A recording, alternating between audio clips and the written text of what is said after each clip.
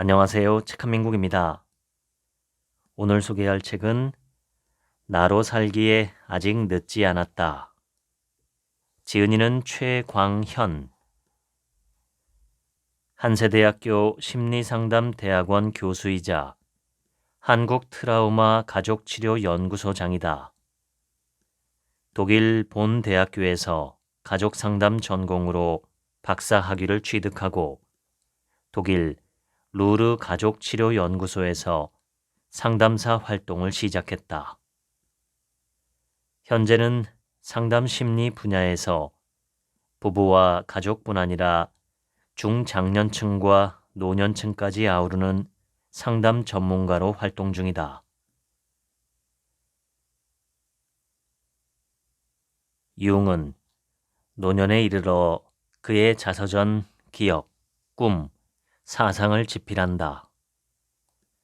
이 책의 마지막 글에서 융은 인생에 대해 의미가 있기도 하고 없기도 하다며 인생은 의미를 가지기도 하고 가지지 않기도 한다 라고 썼다. 그는 마치 선문답과 같은 아리송한 말을 남기며 자신이 살아온 삶을 이렇게 설명했다. 나는 내 고집으로 말미암아 일어났던 어리석은 많은 일을 후회한다. 하지만 내가 그런 어리석음을 갖지 않았다면 나의 목표에 이르지 못했을 것이다. 그러므로 나는 실망하면서도 실망하지 않는다. 이 말은 칼 융이 인생의 마지막에 이르러 자신의 연구와 삶의 의미를 종합하며 깨달은 바라고 할 수 있다. 주변의 여러 조언을 무시하고 고집을 부리며 해냈던 일에 어리석음과 후회를 느끼지만 동시에 그 덕분에 자신의 학문적 목표를 달성했다는 뜻이다. 인생을 살아가며 수없이 경험하는 실수와 실패는 우리에게 후회와 반성을 불러일으키지만 그 덕분에 우리는 예기치 못했던 인생의 선물을 받기도 한다. 인생은 한 방향의 직선을 향해 쭉 달려가지 않으며 언제나 상반된 두 측면을 품고 있다. 인생의 양면성이 있다는 말은 우리 조상들이 의심 없이 품었던 생각과도 닮아 있다. 인생을 세옹지마로 바라보는 시선과도 비슷하다. 영원한 실패도 영원한 행운도 없다. 기람과 흉함이 끊임없이 교차되어 나타나는 것이 우리 모두가 겪는 인생의 모양이다. 융은 그의 심리학의 핵심인 자기 실현에 도달한 인물로 노자를 꼽았다. 노자는 도덕경에서 이렇게 말한다. 화는 복이 기대는 바이고 복은 화가 숨어 있는 바이다. 그 끝이 어디인지 누가 알겠는가? 서로 반대되는 요소는 마치 짝처럼 균형을 이루고 서로 없어서는 안 되며 계속해서 위치를 바꾸며 움직인다. 인생에서 대극, 즉 마음속에서 서로 대립하는 성질이 만들어내는 에너지가 큰 사람일수록 불안, 두려움, 성취, 기쁨, 감사 등의 감정을 섬세하게 느낄 기회를 얻는다. 어떤 분야에서든지 성공하는 사람은 대개 어린 시절에 불행을 경험했을 가능성이 크다.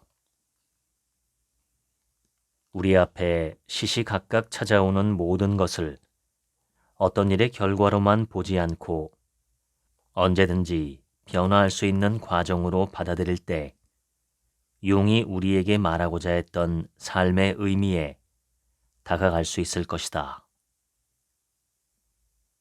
우리 앞에 놓인 것은 확실성이 아닌 불확실성이다. 이 말은 지금 내가 겪는 인생이 언제든지 변화하고 성장할 수 있음을 의미한다. 융의 성격 유형 이론에서는 외부로 드러나는 의식적 성격뿐만 아니라 내면의 무의식 성격까지 중요하게 다룬다. 우리 외부와 내면에 있는 성격은 서로 유사하지 않고 반드시 서로 대립적이다. 어떤 사람의 외부 성격이 활발하다면 내면 성격은 조용하다. 반면 외부 성격이 조용하다면 내면 성격은 활발하다. 융은 암을 비롯한 심각한 질병에 자주 걸리는 성격 유형이 무엇일 것 같냐고 질문한다. 대부분 조용한 사람들이 스트레스에 취약하고 좀 더 심각한 질병에 걸릴 것 같다고 많이들 생각한다. 하지만 융은 정반대라고 말한다. 질병에 걸리는 사람 대부분은 외향성 성격 유형이다. 활발한 성격의 사람은 겉으로는 적극적이고 개방적이지만 속으로는 내향성을 지니기에 자기 몸 상태나 심리, 정서에 둔감하다는 뜻이다. 그래서 질병이 심각하게 전이된 후에야 병원을 찾을 가능성이 크다. 융 심리학을 한마디로 정리하자면 대극의 심리학이다. 대극의 심리학은 인간 정신 안에서 서로 상반되는 요소들이 대립하거나 협력하는 과정을 살핀다.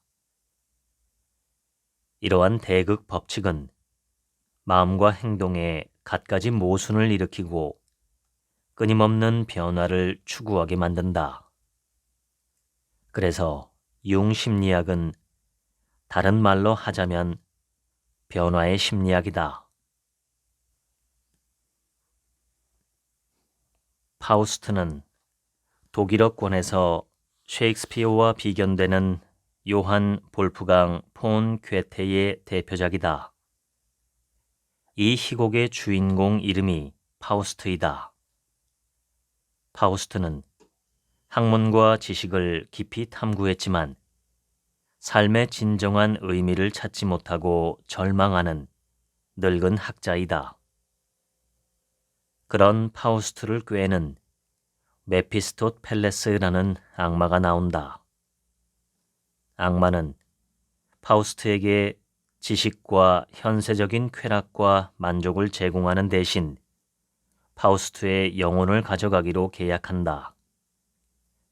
파우스트는 권력, 명예 등으로 다양한 욕망을 채우지만 진정한 만족을 얻지는 못한다.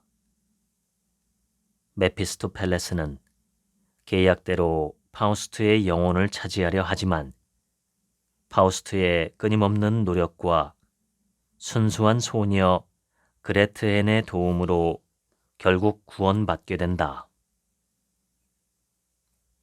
메피스토펠레스는 파우스트를 끊임없이 유혹하고 시험하지만 역설적으로 파우스트가 삶의 가치를 깨닫고 구원에 이르도록 이끈다. 이는 선과 악이 서로에게 의존하는 관계임을 보여준다. 융은 파우스트를 인간 정신의 대극성과 그 합일 과정을 상징한다고 이해했다.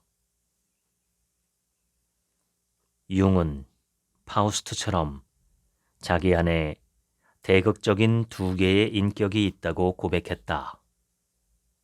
하나는 인간의 본능적 욕망에 속하는 유치함이었고 다른 하나는 상징적 원형인 필레몬이었다.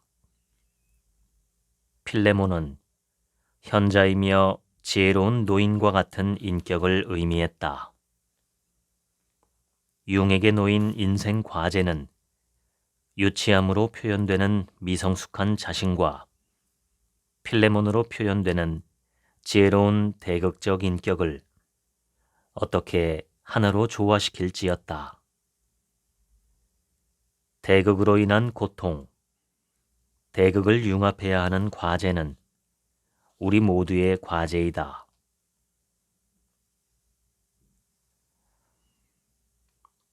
융은 인간은 본래 이중인격자라고 말했다.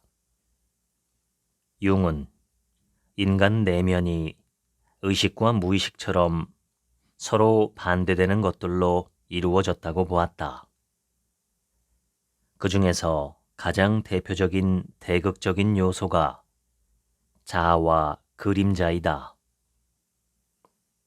의식하는 나를 대표하는 자아와 함께 그 대립선상에 무의식에 있는 나를 대표하는 그림자가 있다.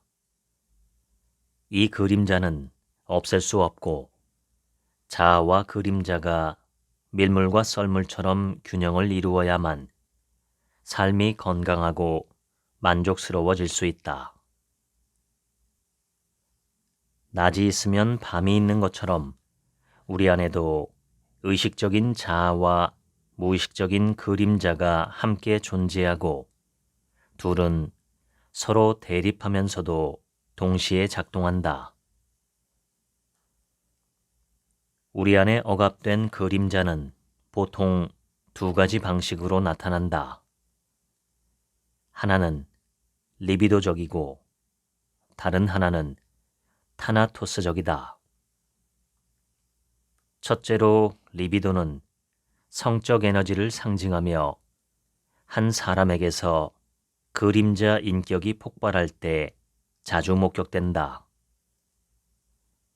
둘째로 타나토스는 파괴적 힘을 상징하며 평상시에는 조용하고 남에게 양보를 잘하는 소위 착한 사람이지만 운전대만 잡으면 과격하고 폭력적으로 변화하는 모습도 여기에 속한다. 이유를 알 수 없는 신경증 같은 문제들은 사실 정신적 해리의 결과이다. 자아의식이 커지면 그만큼 그림자도 커진다. 그런데 문제는 자아가 커질수록 자기 안에 있는 그림자를 무시하기 쉽다는 점이다. 결국 자아와 그림자의 연결이 끊어져서 의식과 무의식이 따로 놀게 된다. 이것이 바로 정신적 해리이다. 겉으로 보면 마치 이중인격자처럼 보일 수 있다. 이러한 이중성을 다른 사람들은 알아챌 수 있지만 정작 본인은 전혀 알아차리지 못한다는 것이 문제이다. 사람이라면 누구나 그림자를 지니고 산다. 그림자는 의식에 가까이 있지만 자아가 미처 알아차리지 못하는 무의식의 일부다. 자아와 그림자는 늘 서로 대립하는 두 극처럼 존재한다.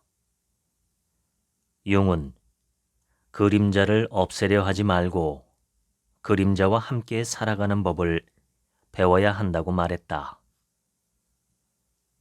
나 자신이 싫어하거나 잘 알지 못하거나 애써 외면해 왔던 내 안의 어두운 부분, 즉 그림자를 인정하는 자세가 중요하다. 칼 융에게 한 남자가 상담을 받으러 왔다. 신경증으로 고통받던 그는 융의 제자로부터 오랫동안 전문적인 분석을 받았지만 진전이 없었다.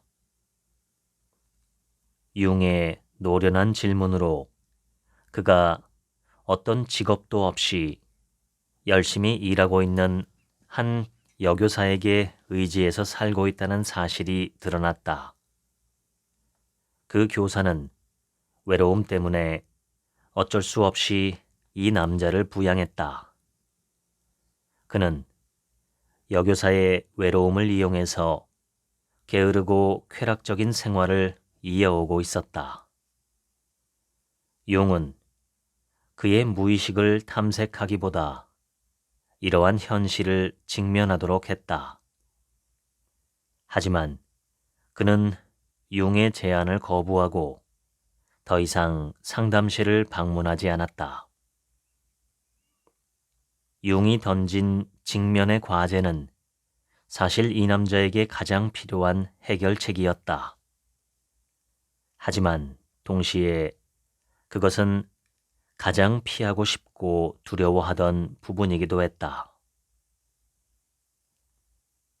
상담을 받으러 오는 내담자들 중에는 자신의 밝고 좋은 모습만 보여주면서 회복되기를 바라는 경우가 종종 있다. 하지만 정말 필요한 것은 그의 가장 어두운 부분을 드러내고 마주하는 일이다. 내담자가 가진 어두운 부분을 찾아내서 직면시키면 많은 경우 상담실을 떠나버린다. 이는 그가 살아오면서 반복해온 행동을 상담실에서도 재현하는 것이다. 즉, 책임을 타인이나 환경에 전가하고 자신은 아무런 노력이나 변화를 시도하지 않고 단지 해결만을 바란다. 자신에게는 문제가 없고 끝까지 희생자처럼 행동하는 방식이 반복되는 셈이다. 융은 이렇게 말했다. 당신이 가장 두려워하는 것을 찾아라. 진정한 성장은 그 순간부터 시작된다. 음과 양이 서로 안에 내재된 것처럼 칼 융은 남성에게 있는 여성 인격을 아니마, 여성 안에 있는 남성 인격을 아니무스라고 불렀다. 아니마와 아니무스는 인간 정신의 대극을 설명하는 중요한 이론이다. 우리가 건강한 삶을 살아가려면 아니마, 아니무스와 조화와 균형을 유지해야 한다. 무의식에 있는 반대 성인격을 수용하거나 발달시키지 않으면 오히려 무의식의 노예가 된다. 아니마와 아니무스를 통합하라는 요구를 무시하고 남자는 남자답게만 행동하려고 하거나 여자는 여자답게 살려고 한다면 중년기에 찾아온 자기 성장의 에너지를 부정적인 삶의 에너지로 바꾸어 놓게 된다. 건강한 남성은 여성적이고 건강한 여성은 남성적이다. 남자에게도 적절한 여성성이 있고 여자에게도 적절한 남성성이 있을 때 비로소 온전하게 건강한 사람이 된다. 긍정적 아니마는 돌봄, 감정 표현, 인내, 무엇보다 따뜻하고 배려하는 자세로 드러난다. 긍정적 아니무스는 강인함, 논리적 사고, 실천하는 추진력, 에너지로 나타난다. 융은 기분이 언짢고 초조해지고 알 수 없는 불안감에 시달릴 때마다 자기 안에 있는 아니마에게 도움을 요청했다. 마치 살아있는 존재처럼 아니마에게 말을 걸었다. 당신은 지금 무엇을 하고 있습니까? 당신이 무엇을 보는지 나에게도 알려주겠소? 그는 이렇게 아니마와 대화를 시도하면 무의식 안에서 무언가 정리되는 느낌이 들었다고 말했다. 아니마와 아니무스가 서로 친구가 된다면 이해와 창조성, 합리적 이성적 사고를 선물로 받는다. 남성이 여성성을, 여성이 남성성을 수용하면 삶이 더 유연하고 융통성 있게 변한다.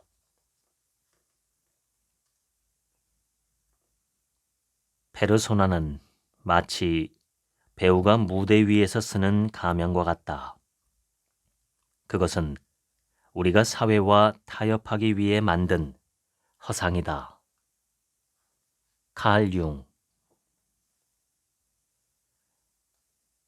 페르소나는 고대 그리스에서 연극에 사용하던 가면을 가리키는 말이다. 우리에게도 사회적 가면이 존재한다. 페르소나는 사람들과 더불어 살아가기 위한 필수 도구이다. 드라마나 영화 배우들은 연기를 잘하기 위해 배역이 마치 원래의 자기인 것처럼 연기한다. 그러다 드라마가 끝나게 되면 그동안 연기하던 배역에서 벗어나야 한다. 만일 배우가 배역에 지나치게 몰두해서 일상을 배역으로 살아간다면 삶은 위험해지고 무너진다. 이것은 단지 나의 배역일 뿐 진짜 나 자신이 아니다 라는 인식이 필요하다. 페르소나가 진정 자신이라고 믿게 되면 그는 역할 그 자체가 되어버린다. 페르소나와 자신을 동일시하는 것, 즉 사회적 가면을 진짜 자기라고 믿어버리는 것은 특히 중년에 가장 피해야 할 과제다. 페르소나는 어디까지나 남에게 보여주기 위한 사회적 가면일 뿐인데 그것이 진짜 자신이라고 믿으면 내면이 경직된다. 융은 특정한 한두 개의 페르소나에 지나치게 사로잡힌 사람은 자신마저 기만하여 거짓된 삶을 산다고 보았다. 페르소나와 자신을 지나치게 동일시하면 신경증 같은 증상이 나타날 수 있다. 전체적인 자기와의 균형이 깨지고 어느 한 부분에만 치우쳐 심리적 조화가 무너지기 때문이다. 나는 오랫동안 심리 상담을 하면서 상담실에 오는 사람들이 대부분 착한 사람이라는 사실을 발견했다. 그런데 착한 사람들이 왜 행복하지 않을까? 대부분의 경우 이들이 착한 아이 콤플렉스에 사로잡혔기 때문이다. 어린 시절 부모의 요구와 기대에 맞춰 성격이 형성된 사람들은 자연스럽게 착한 아이 페르소나가 만들어진다. 이것을 다른 말로는 거짓 자아라고 한다. 때론 싸우고 비판도 할 줄 알아야 하는데 거짓 자아에 갇힌 사람은 그것을 하지 못한다. 결국 비난, 저항도 못하고 무기력하고 힘없는 사람이 되어 생명력과 융통성을 잃어버리게 된다. 융은 우리에게 페르소나는 필요하지만 언제든 버릴 수 있어야 한다고 말한다. 건강한 중년의 목표는 커져버린 페르소나를 줄이고 다양한 페르소나를 개발하는 것이다. 그래서 건강한 사람은 이렇게 생각해야 한다. 사실 나는 연기하며 살고 있다.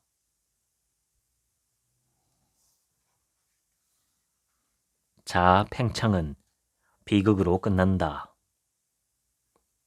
나폴레옹의 전기를 쓴 프랭크 맥클린은 나폴레옹의 가장 위대한 승리로 꼽히는 아우스터리츠 전투가 역설적으로 그를 몰락으로 이끌었다고 보았다.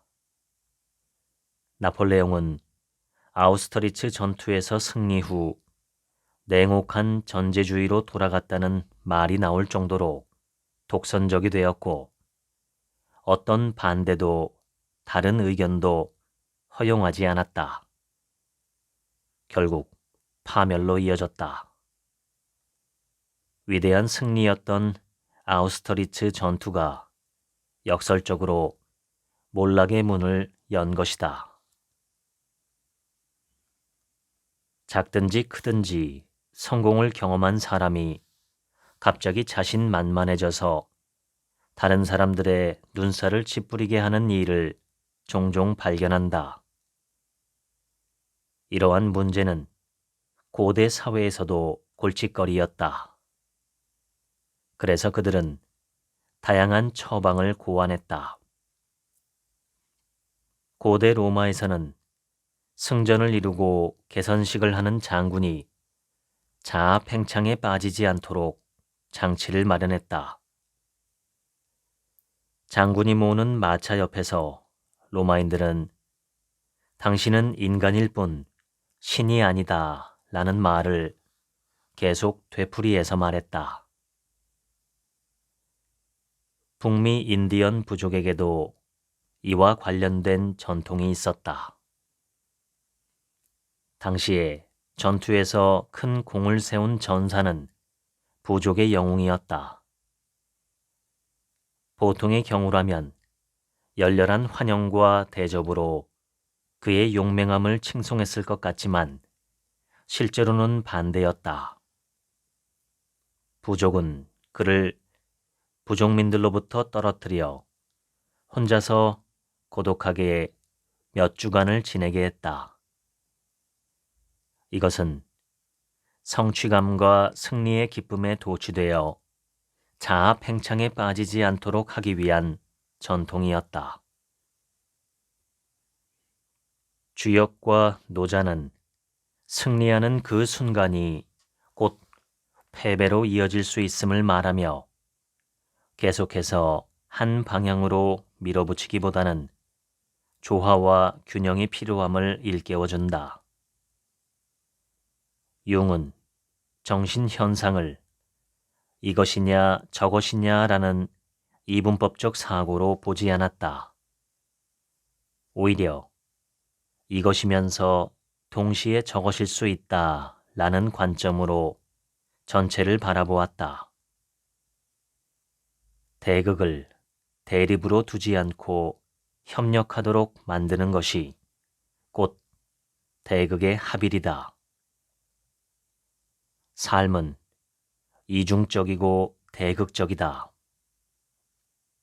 대극의 합일은 이 둘의 양극성을 인정하고 균형을 맞추려는 과정이다. 두 대극 사이의 균형을 이루려는 노력은 삶을 더욱 다채롭고 풍요롭게 만든다.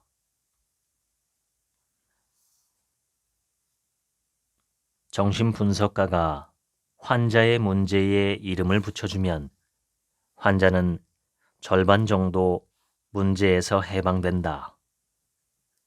칼 융.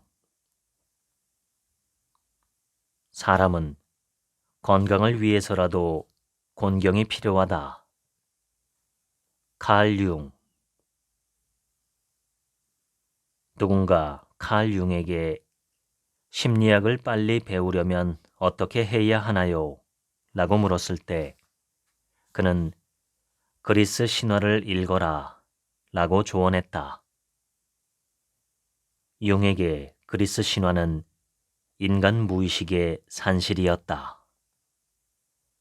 융은 그리스 신화를 우리의 본능적 기반과 연결해주는 정신적 과정과 발달을 묘사한 은유로 이해했다. 합리주의 사고 훈련은 서구 학문의 기초를 이루는 방식이다. 합리적 사고와 왜라고 묻는 질문 방식은 그리스인들에게서 온 것이다.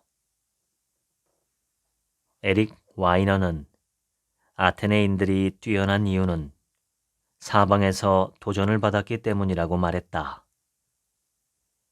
아테네는 주변 적들에게 언제든 공격당할 수 있는 불안정한 위치에 있었고, 동시에 모든 곳으로 개방된 지역적 특성을 갖기도 했다.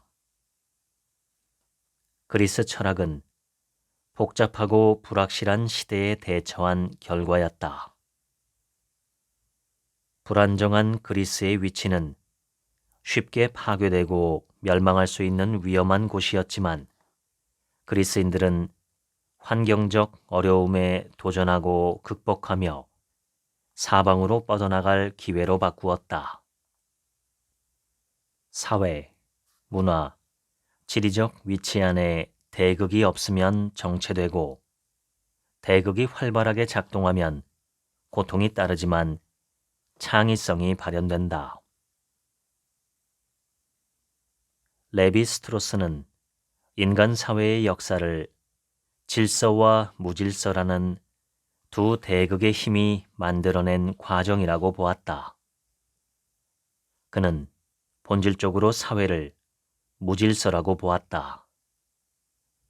겉으로는 사회가 질서를 향해 나가는 듯 보이지만 사실은 무질서를 향해 나간다. 인간 사회 역시 자연의 법칙에 속해 있으며, 문화는 인간이 만들어내는 거대한 질서이다. 그러나 문화는 질서를 지향하면서도 동시에 무질서를 함께 키운다. 예를 들어 미개 사회는 문명 사회보다 질서가 덜하지만 그만큼 무질서도 적게 만들어낸다. 반면에 고도의 문명 사회를 이룬 도시는 진보의 크기만큼 많은 무질서를 낳는다. 질서와 무질서의 대극은 변화하며 순환한다. 한때 세계를 지배했던 기업들의 주된 몰락의 원인은 언제나 똑같다. 변화에 뒤처지고 혁신에 실패했기 때문이다. 우리 시대의 정체성은 경쟁이다. 경쟁은 진보와 퇴보라는 두 대극을 만들며 우리 사회를 지탱해주는 원동력이 된다. 칼 융은 변화의 과제를 강조했다. 변화는 숙명과 같은 삶의 과제이다. 변화에 적절한 적응과 도전은 풍요로움을 제공하지만, 그렇지 않으면 삶은 정체되고 혼란에 휩싸이게 된다.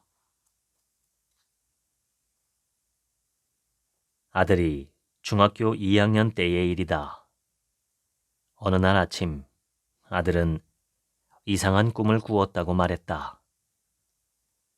토끼와 결혼하는 꿈을 꾸었다는 것이다. 나는 아들의 말을 듣고 깜짝 놀랐다. 동물은 집단 무의식에 속하는 전형적 상징의 표상이다. 꿈에서 보는 동물은 수천 세대를 거쳐 일정한 의미를 보존하며 내려온 것이다. 서양에서 토끼는 기본적으로 다산을 상징한다. 다산하기 위해서는 그만큼 많은 교미를 해야 하기에 토끼는 사랑의 여신 아프로디테를 상징하는 동물 중 하나가 되었다. 동양에서는 토끼가 달나라에 산다고 믿었다. 그곳에서 토끼 암수 한 쌍이 사이좋게 방아를 찢는다고 믿었다. 달나라에 사는 토끼는 금실 좋은 부부관계를 상징하는데 특히 방아를 함께 사이좋게 찢는다는 것에는 부부의 속궁합이 잘 맞는다는 의미도 내포되어 있었다. 놀랍게도 토끼는 서양과 동양에서 모두 성적인 사랑을 의미하는 동물이다. 아들의 꿈속에 등장한 토끼는 아마도 아들이 좋아하던 여학생을 의미할 것이다. 꿈은 모든 것을 상징으로 변형시키는데 아들은 꿈속에서 그 여학생을 수천 세대를 내려온 사랑의 상징인 토끼로 바꾸었다. 전적으로 무의식의 작용이다. 인류가 오랜 세월 동안 공유해온 집단 무의식의 흔적이 드러났다고 보인다. 이처럼 우리 마음속 깊은 곳에는 수천 세대를 거쳐 내려온 상징과 흔적들이 여전히 남아있다. 이것은 수천 세대를 거쳐 인류가 전달해온 기억들인 원형을 형성한다. 융은 스위스 시골 마을 목사의 아들로 태어나서 평생 자연을 사랑했다. 그는 어릴 때부터 농촌 마을에 전해 내려오던 난쟁이, 요정, 유령 같은 초자연적인 이야기들을 들으면서 자랐다. 나중에 융은 이런 전설이나 민담이 단순히 미신이나 허무맹랑한 이야기가 아니라 인간의 마음 깊은 곳, 무의식을 이루는 공통된 이야기의 틀, 즉 원형을 담고 있다는 사실을 알게 된다. 그리스 신화 속 영웅들은 모험을 위해 미지의 세상으로 여행을 떠난다. 이들이 공통으로 대적하는 대상은 괴물이다. 영웅들은 반드시 괴물을 물리쳐야만 보물을 얻을 수 있다. 심리학에서 뱀 또는 용으로 대표되는 괴물들은 인간의 무의식을 상징한다. 괴물들과 싸우고 물리치는 영웅은 인간 의식을 상징하며 따라서 의식의 발달 과정 속에서 무의식은 극복해야만 하는 것으로 해석된다. 따라서 신화 속 영웅이 괴물과 싸워 이기는 이야기는 인간의 의식이 무의식 속의 두려움과 무지에서 벗어남을 의미한다. 의식의 주인은 우리 자신이다. 반면 무의식의 주인은 우리 자신이 아니다. 내 마음 속에 있지만 내가 알지 못한다. 통제할 수 없는 영역이기에 무지와 공포, 두려움의 영역이다. 오늘날 심리학에서 말하는 건강하고 균형 잡힌 사람은 자기 자신을 똑똑히 알고 스스로를 다스릴 수 있는 자아의식이 잘 발달한 사람이다. 조상들로부터 내려오는 신화를 잃어버렸기 때문에 우리는 정신적 대극 문제를 마주하고 있으며 이를 해소하기 위해서는 무의식에 숨어있는 신화적 존재들을 불러내고 그들과 다시 적극적으로 대화할 수 있어야 한다. 융은 한쪽으로만 치우친 삶을 사는 현대인에게 집단 무의식 원형에 마음을 열어야 한다고 강조했다. 융은 정신 건강이란 내적 세계와 외적 현실이 소통하고 균형을 이루는 데서 비롯된다고 보았다. 외면을 보는 사람은 꿈을 꾸고 내면을 보는 사람은 깨어 있다. 칼 융. 자기 실현은 심리학적 발달 과정의 최종 목표이다. 그것은 의식과 무의식에 있는 여러 반대되는 요소들을 하나로 통합하여 더 온전하고 완전한 사람이 되는 평생의 여정이다.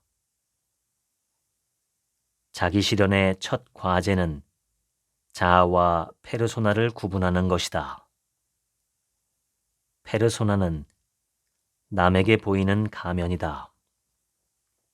융은 페르소나는 어디까지나 사회적 역할일 뿐인데 그것을 곧 자기 자신이라고 믿을 때 문제가 생긴다고 말했다. 페르소나와 자아를 구분하는 과정을 거친 후에는 집단 무의식의 원형들을 대면하게 된다. 먼저 그림자라고 부르는 자신의 어두운 부분을 인식해야 한다. 그림자를 만나야 우리는 다음 무의식의 층인 아니마와 아니무스에 도달하게 된다. 이처럼 무의식 속 원형과 대면하는 과정을 거치며 자기 인식이 깊어지고 결국 대극의 긴장과 갈등을 통합하고 하나로 묶을 수 있는 단계에 이르게 된다. 융에 따르면 어린아이는 처음에는 무의식 상태에서 출발한다. 시간이 지나면서 서서히 의식을 갖게 되고 그 과정에서 여러 대극을 만나게 된다. 이를테면 여자와 남자, 선과 악, 개인과 사회 같은 것들이 있다. 융은 이러한 수많은 대극을 중년 이후에 통합하는 과정이 필요하다고 보았다. 융은 인간에게 두 가지 중요한 욕구가 있다고 보았다. 첫째는 프로이트가 말한 본능적 욕구다. 인간은 성적 본능과 공격적인 본능의 지배를 받는다. 둘째는 자기 실현, 즉 개성화의 욕구다.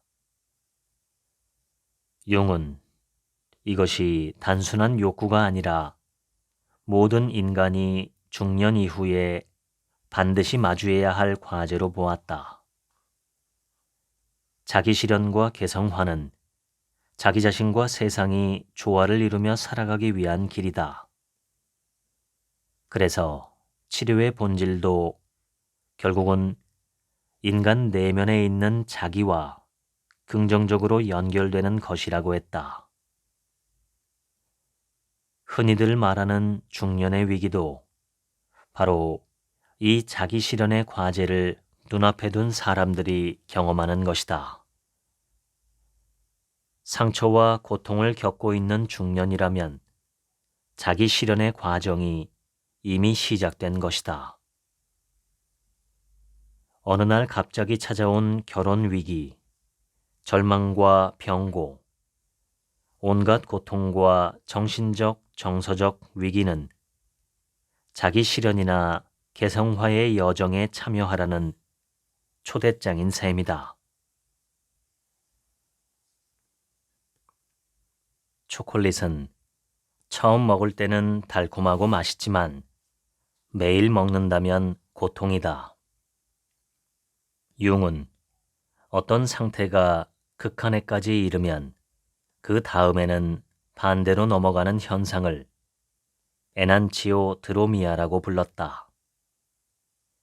이 말은 그리스 철학자 헤라클레이토스가 대극의 원리를 설명하기 위해 사용한 반대로, 즉 에난치오, 그리고 달린다, 드로미아가 합쳐진 말이다.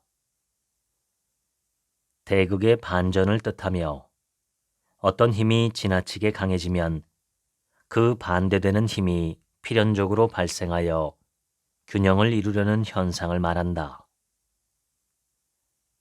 끊임없이 변화하면서 서로 대립하는 것들 사이에 존재하는 특별한 의존 관계를 서양에서 처음 말한 학자가 바로 헤라클레이토스였다.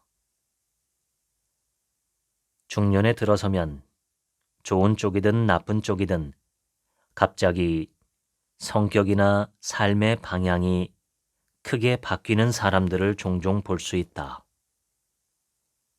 방탕하게 살았던 사람이 종교 생활에 열중하거나 모범생처럼 살았던 사람이 유흥에 빠져들어 문제를 일으키기도 한다.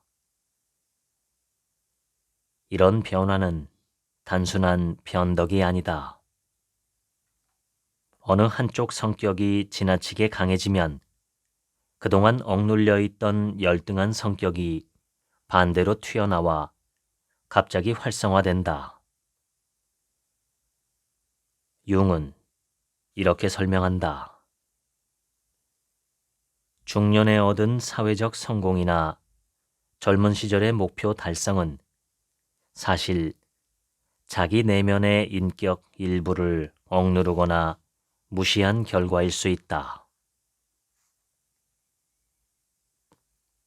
인간의 삶은 의식과 무의식처럼 대극으로 이루어져 있다.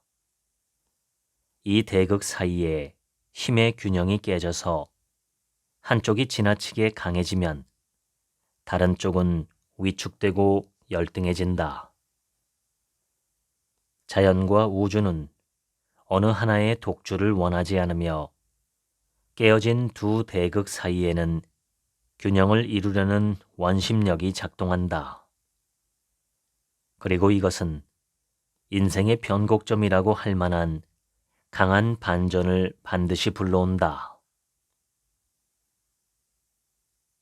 사무침이 극에 달하면 오히려 웃음이 나오고 기뻐 뛰어오를 듯한 마음이 극에 달하면 도리어 눈물이 나온다네. 육소형. 말콤 글래드웰은 이렇게 말했다. 강자는 보이는 것만큼 강하지 않고 약자도 보기보다는 약하지 않다. 인간 정신과 그로부터 파생된 모든 현상은 음양의 대극으로 구성되어 있다. 두 대극 요소 사이에 균형이 무너지고 한쪽이 지나치게 강해지면 반드시 큰 변화가 일어난다. 서양에서는 이것을 에난치오 드로미아라고 부르고 동양의 주역에서는 물극필반이라고 한다. 물극필반의 뜻은 어떤 것이 극한에 이르면 반드시 반대로 바뀐다는 것이다. 예를 들어 행운이 계속되면 그 끝은 기람으로 끝나지 않고 어느 순간 불운으로 뒤바뀐다. 반대로 불운이 계속되더라도 영원히 불운하지 않고 결국 행운으로 바뀌게 된다. 물극필반의 원리에 따르면 영원한 행복도 영원한 불행도 없고 영원한 것은 오직 변화뿐이다. 명나라 말기 육소형이 쓴 취고당 검소에는 다음과 같은 내용이 있다. 하늘이 사람에게 재앙을 내리려면 작은 행운을 내려 그를 교만하게 만드나니 그가 감당할 수 있는지를 보려는 것이다. 하늘이 복을 내리려면 먼저 작은 재앙을 내려 그를 경계하나니 그 스스로 헤쳐나갈 수 있는지를 보려는 것이다. 물국필반의 원리에 따르면 승리하는 그 순간이 또한 패배로 향하는 전환점이 된다. 인간은 자기 내면과 외부 세계, 즉 자아와 환경 사이에 조화를 이루며 살아야 한다. 조화를 이루어야 인생의 모든 일들이 평탄하게 흘러갈 수 있다. 모든 것의 핵심은 견제와 균형의 원리이다.